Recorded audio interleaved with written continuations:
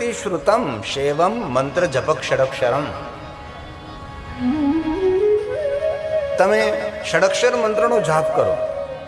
જે મંત્રનો મહિમા વેદ ગાય છે, પુરાણ ગાય છે. સર્વશ્રુતિ શ્રુતમ, જે શિવજીનો મંત્ર, જે મંત્રના અક્ષરો 6 રહેલા છે, જે આદિ મંત્ર છે, મૂળ મંત્ર છે, મહામંત્ર છે, શ્રેષ્ઠ મંત્ર છે, સર્વોપરી મંત્ર છે, એનાથી કોઈ મંત્ર મહાન છે પણ નહીં. એ મંત્રનો તમે આશ્રય કરો. આ શ્લોક ભગવાન વિષ્ણુજી બોલ્યા છે અને સ્વયં ભગવાન વિષ્ણુજી નારદજીને કહે છે. અને શિવ મહાપ્રદ ગ્રંથના પ્રારંભમાં છે અને સંપૂર્ણ શિવ મહાપ્રદ ગ્રંથ એ દેવલિપિ સંસ્કૃતમાં છે. આ વિષ્ણુ ભગવાનનું સુંદર દિવ્ય વાક્ય છે. સર્વશ્રુતિ સર્વશ્રુતિ શ્રુતમ શૈવમ મંત્ર જપ ષડક્ષરમ. ષડક્ષર મંત્રનો જાપ કરો. જે આદિ મંત્ર, જે મૂળ મંત્ર છે, મહામંત્ર છે, જે શ્રેષ્ઠ મંત્ર છે, સર્વોપરી મંત્ર છે. નારદજી કહે છે ભગવાન વિષ્ણુ, આપના મુખમાંથી મંત્રનો પ્રાગટ્ય થાય. આપ મને સમજાવો એવો કયો મંત્ર છે જે મંત્રોનો પણ મંત્ર છે, જે આદિ મંત્ર છે, જે મૂળ મંત્ર છે, મહામંત્ર છે, શ્રેષ્ઠ મંત્ર છે, મંત્રોનો પણ મંત્ર છે, દરેક મંત્રનો ઉદ્ગમ દાતા છે. એવો તો કયો મંત્ર છે ભગવાન? આપ મને તમે માર્ગદર્શન કરો. જે મંત્રનો મહિમા વેદ પુરાણ ઋષિ મુનિ નિરંતર ગાતા રહે છે, એ કયો મંત્ર છે?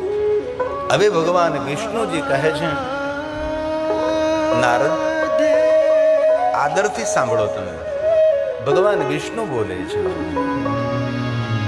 નમઃ શિવાય નમઃ શિવાય નમઃ શિવાય નમઃ શિવાય નમઃ શિવાય નમઃ શિવાય નમઃ શિવાય નમઃ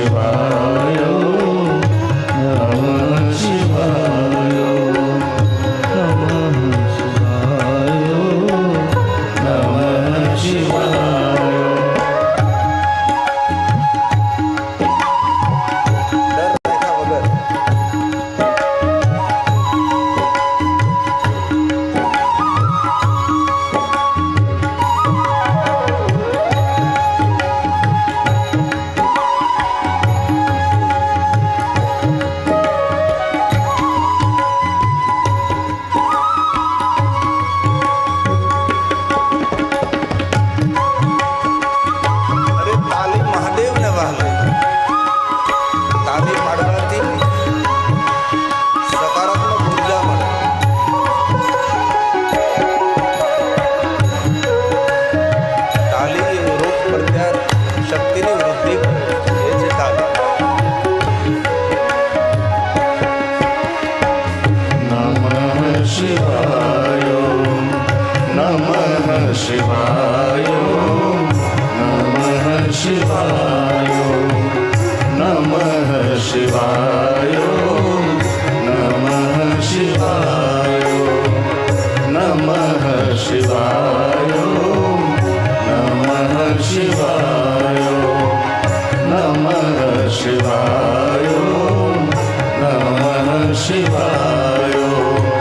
નમઃ શિવાય નમઃ શિવાય.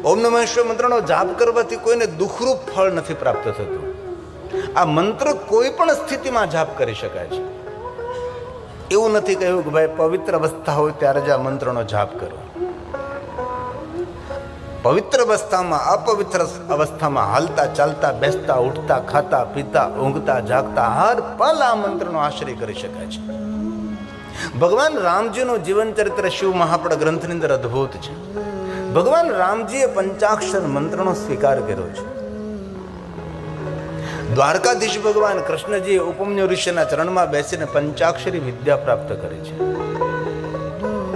ઉપમન્યુ ઋષિએ કહ્યું કે દ્વારકાધીશ ભગવાન કૃષ્ણજી આ મંત્ર સર્વ સિદ્ધિને આપનારો છે. જપે પંચાક્ષરમ સર્વ સિદ્ધિ લભે નર. દ્વારકાધીશ ભગવાન કૃષ્ણજીએ પંચાક્ષર મંત્રનો સ્વીકાર કર્યો છે. સ્વયં બ્રહ્માજીને સંશય થયો કે કોઈ 7 કરોડ મહામંત્રનો જાપ કરે અને જે ફલ 7 કરોડ મહામંત્રના જાપ કરવાનું ફલ મળે એ જ ફલ ઓમ નમઃ શિવાય મંત્રનો જાપ કરવા માત્રથી કઈ રીતે ફળ પ્રાપ્ત થઈ શકે છે? બ્રહ્માજીએ પ્રયોગ કર્યો છે. તુલન વિધિ ત્રાજવા લાવે છે. ત્રાજવાના એક છાબડાની અંદર 7 કરોડ મહામંત્રના જાપ કરવાનો પુણ્ય મૂકે છે અને છાબડાની અંદર બીજી બાજુ પંચાક્ષર મંત્રના જાપ કરવાનો પુણ્ય રાખે છે. ત્યારે બ્રહ્માજી તુલન વિધિ કરે ત્યારે સમાન નીકળે છે. ત્યારે બ્રહ્માજીએ પણ જાહેર કર્યું કે કોઈ મનુષ્ય 7 કરોડ મહામંત્રના જાપ ન કરી શકે, પણ તેના બદલામાં પંચાક્ષર મંત્ર ઓમ નમઃ શિવાય મંત્રનો જાપ કરે તો તે મનુષ્યને 7 કરોડ મહામંત્રના જાપ કરવાનો ફલ પ્રાપ્ત થાય છે. જીવાગ્રે વર્તતે તસ્ય સફલમ જીવિતમ. જેના જીવા પર પંચાક્ષર મંત્ર નિરંતર છે એ મનુષ્યનું જીવન સફળ છે તેવું શિવ મહાપડ ગ્રંથમાં ભગવાન મહર્ષિ વેદવ્યાસજીએ કહ્યું છે. મારો વિષય શિવ મહાપડ ગ્રંથ છે, તેથી હું ભગવાન મહાદેવ પર તમને બહુ ગહેરાઈથી સમજાવી શકું છું. સિદ્ધાંત સાથે સર્વ સિદ્ધાંત નિષ્પન્નમ. જ્યારથી મેં કથા ક્ષેત્રમાં પ્રવેશ કર્યો ત્યારથી મેં એક ગ્રંથનું જ અધ્યયન કર્યું છે. 18 પુરાણની કથા હું કરી શકતો નથી. એક જ ગ્રંથ છે શિવ મહાપુરાણ. તેથી ભગવાન મહાદેવ પ્રત્યે જે કથા હોય આપના સમક્ષ હું કહેવાનો સુંદર રીતે પ્રયાસ કરીશ.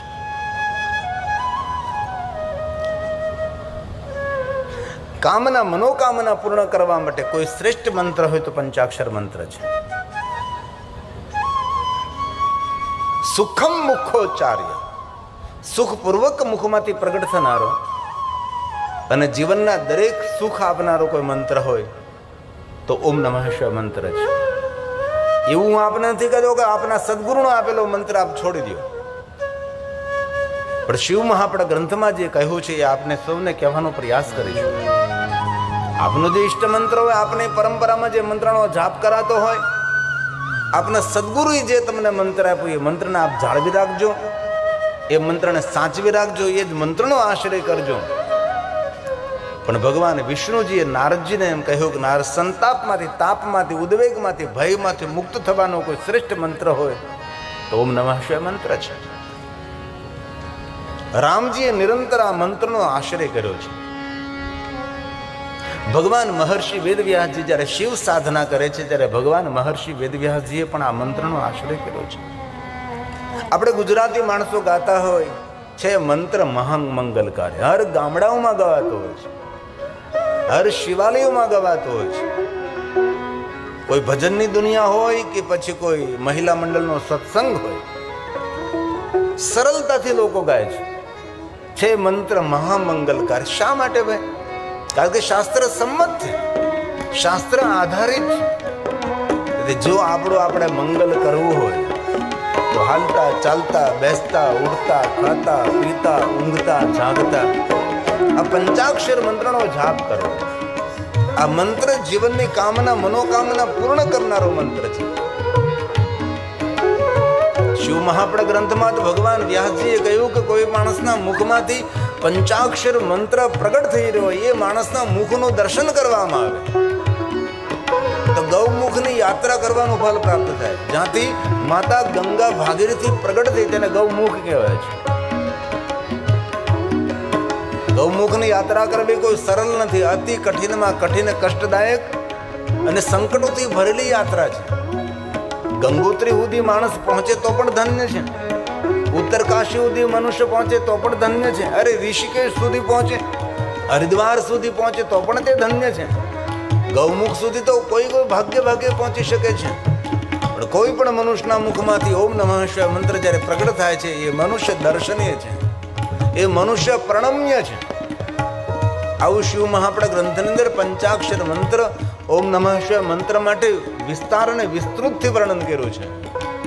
તેથી આપણા ગામડાઓની અંદર પણ આ નિરંતર ગવાય છે.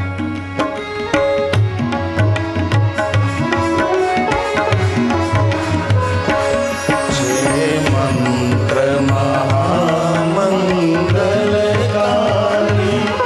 ઓમ નમઃ શિવાય ઓમ નમઃ શિવાય. જે મંત્ર મહામંગલકારી ઓમ નમઃ શિવાય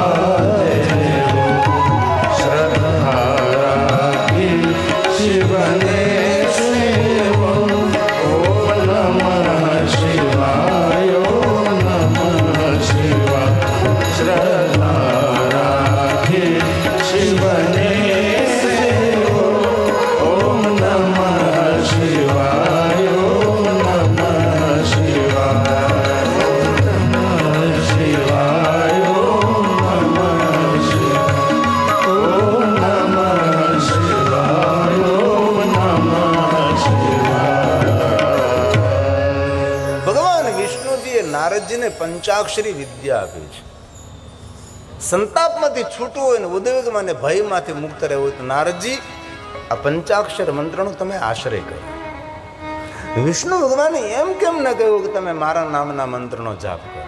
કારણ કે સ્વયં શ્રી હરિ પણ પંચાક્ષર મંત્રનો જાપ કરે છે. આપણા જીવન યાત્રામાં ક્યારે આપણને બ્રહ્મા મળે તો પૂછી લેવાનું કે બ્રહ્માજી તમારો ઈષ્ટ મંત્ર કયો? તો બ્રહ્માજી ગૌરવથી કહેશે કે મારો ઈષ્ટ મંત્ર પંચાક્ષર મંત્ર છે. ક્યારે સપ્ત ઋષિ મળે, ક્યારે વિષ્ણુ ભગવાન મળી જાય તેને પૂછી લેવું. ઇન્દ્ર ક્યારે મળે, વળે જીવનના ભાગ્ય હોય તો એને પૂછી લઈએ કે ક્યાં મંત્રનો જાપ કરો? તો ઇન્દ્ર પણ કહેશે કે હું પંચાક્ષર મંત્રનો જાપ કરું છું. વરુણ મળે, કુબેર મળે તો એને પણ પૂછી લઈએ. અરે ભગવાન સ્વયં રામજી મળે તો રામજીએ તો ગર્જના કરીને કહ્યું કે મારું જે કાંઈ સામર્થ્ય છે અને મારું કંઈ સામ્રાજ્ય છે એ ભગવાન મહાદેવની ભક્તિનું ફળ છે. દ્વારકાધીશ ભગવાન કૃષ્ણ તો કદમ કદમ કદમ પર કહ્યું છે કે મારી પાસે જે કાંઈ સામ્રાજ્ય અને સામર્થ્ય છે એ ભગવાન મહાદેવની ભક્તિનું ફળ છે. દ્વારકાધીશ ભગવાન કૃષ્ણજી 5 પાંડવને નિરંતર મહાદેવની ભક્તિથી માર્ગદર્શન કરતા રહ્યા છે. કદમ કદમ પર 5 પાંડવને ભગવાન મહાદેવની ભક્તિ તેને પ્રેરિત કરતી રહી છે.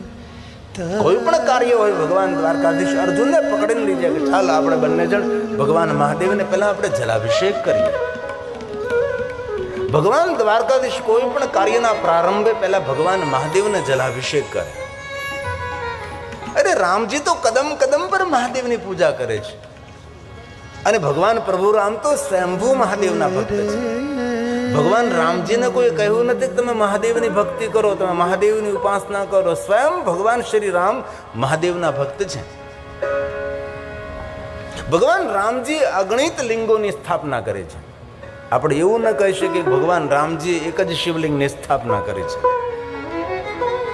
રામજીએ જ્યાં જ્યાં યાત્રાઓ કરી ત્યાં ત્યાં ભગવાન રામજીએ પોતાના કરકમલો દ્વારા અગણિત શિવલિંગોની સ્થાપના કરી છે. એમાંનું એક શિવલિંગ આપણે જ્યોતિર્લિંગ સ્વરૂપે આપણે સ્વીકાર્યું છે, જેને સેતુબંધુ રામેશ્વર કહીએ છીએ. ભગવાન જ્યોતિર્લિંગ રામેશ્વર મહાદેવ 15 એકરમાં છે. અત્યારે કોઈ પણ ધનપતિ માણસ આવું શિવાલય નિર્માણ ન કરી શકે એવું દિવ્ય શિવાલય આપણા આદિકાળની અંદર થયો છે. જે રાજા મહારાજાઓ શિવાલય નિર્માણ કર્યું 15 એકરમાં તો છે. અદ્ભુત અને અલૌકિક છે. જેના 1212 સ્તંભ છે. એક સ્તંભની ઊંચાઈ 30 ફૂટ છે. યુગો સુધી આ ધરતી પર આ દિવ્ય મંદિર નિરંતર રહે એવું ભગવાન રામજીનું રામેશ્વર મંદિર છે. એના કરતા પણ મોટા મોટા દિવ્ય દિવ્ય શિવાલયો દક્ષિણ ભારતમાં આવેલા છે. એક એક મંદિર 35 એકરમાં છે.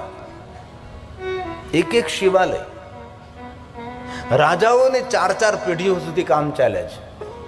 એક રાજા શિવાલય નિર્માણનું કાર્ય શરૂ કરે, એમના પુત્રને કહેતા જાય કે આમ શિવાલયનું કાર્ય શરૂ રાખજો. રાજા એવું માનતા હતા કે જ્યાં સુધી શિવાલયના કાર્યો શરૂ રહેશે ત્યાં સુધી અમારું રાજ્ય અખંડિત રહેશે. રાજા મહારાજાઓ એવા સરોવરો નિર્માણ કર્યા છે કે સરોવરની અંદર અવિરત નિરંતર જલ રહે. એ સરોવરમાં જલ અખૂટ રહે, જલ ખાલી ન થાય. રાજાઓને એવું કહેવામાં આવતું હતું કે જ્યાં સુધી આ સરોવરમાં જલ રહેશે ત્યાં સુધી તમારું રાજ્ય સલામત રહેશે અને તમારા માટે સ્વર્ગ પણ તમારું સલામત રહેશે. તેથી રાજા મહારાજાઓ એવા મોટા મોટા સરોવરો નિર્માણ કરતા હતા કે જે સરોવરની અંદર પાણી ખાલી ન થાય. રાજા મહારાજાઓ એવા શિવાલયો નિર્માણ કરતા હતા કે અવિરત શિવાલયનું કાર્ય શરૂ જ રહે. તેથી એ રાજાનું રાજ્ય પણ સુરક્ષિત રહે, એ રાજા પણ સ્વર્ગલોકની અંદર સુરક્ષિત રહે. આવી શાસ્ત્ર સંમત દક્ષિણી ગ્રંથોમાં માન્યતા હતી અને હજી પણ છે.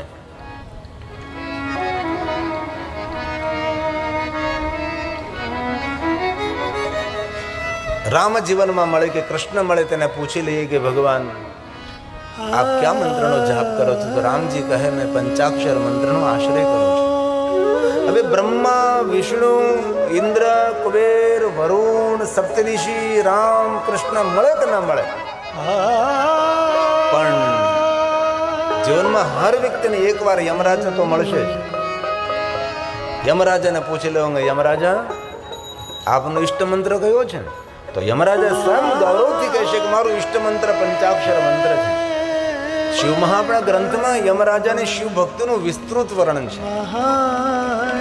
જ્યારે કોરોના કાળ ચાલતો હતો ત્યારે અમે લોકો ઓનલાઈન કથા કરતા હતા. સામે એક પણ શ્રોતા નહીં, કેમેરા લાગેલા હતા અને આસ્થા ટીવીના માધ્યમથી, આસ્થા ટીવી ઇન્ટરનેશનલ, એના દ્વારા દેશ દેશાંતર તક અમે કથા પહોંચાડવાનો પ્રયાસ કર્યો. જે હોલમાં કથા કરતા હતા એ હોલમાં કોઈ બહાર ન જઈ શકે, બહારનો વ્યક્તિ કોઈ આવી ન શકે. આવી રીતે જ્યાં સુધી કોરોના કાળ ચાલ્યો ત્યાં સુધી મેં ભગવાન મહાદેવની કથા કરી. દુનિયા આખી બંધ થઈ ગઈ હતી, બધું વ્યવસાય સબ કુછ બધું જ બંધ થયું હતું. પણ અમે ગૌરવથી કહી શકીએ છીએ કે ભગવાનની કથા બંધ નથી થઈ. એ નિરંતર કથા ગાંઠતી રહી, ગુંજતી રહી. લોકોને ભગવાનની કથા હિંમત આપતી રહે, ઉત્સાહ આપતી રહે. અમે પણ કોઈ શ્રોતા સામે નહીં, ખાલી કેમેરાની સામે બોલવાનું, એવી નિરંતર આખું વર્ષ ભગવાન મહાદેવની કથાનું ગાયન કર્યું. ત્યારે યમરાજાની શિવ ભક્તિનું વિસ્તૃત વર્ણન કરેલું કે યમરાજા ભગવાન મહાદેવને કેટલા સમર્પિત છે. અને યમરાજે વરદાનને વચન પણ આપેલું છે, કોઈ પણ મહાદેવનો ભક્તો એ મારા માટે સન્માનિત છે. મહાદેવના ભક્તોને કોઈ પણ પ્રકારની સજા, કોઈ પણ પ્રકારની પીડા, ને કોઈ પણ પ્રકારની વેદના, ને કોઈ પણ પ્રકારનો દંડ હું તેને આપતો નથી. આ યમરાજાએ સ્વયં સ્વીકાર્યું છે. મહાદેવના ભક્તોનો હું સ્વાગત કરું, તેનો આદર કરું છું. યમરાજાએ પોતાના કરકમલો દ્વારા અગણિત લિંગોની સ્થાપના કરી. જે શિવલિંગનું નામ યમેશ્વર મહાદેવ, યમરાજા દ્વારા જે શિવલિંગો સ્થાપિત થયા છે.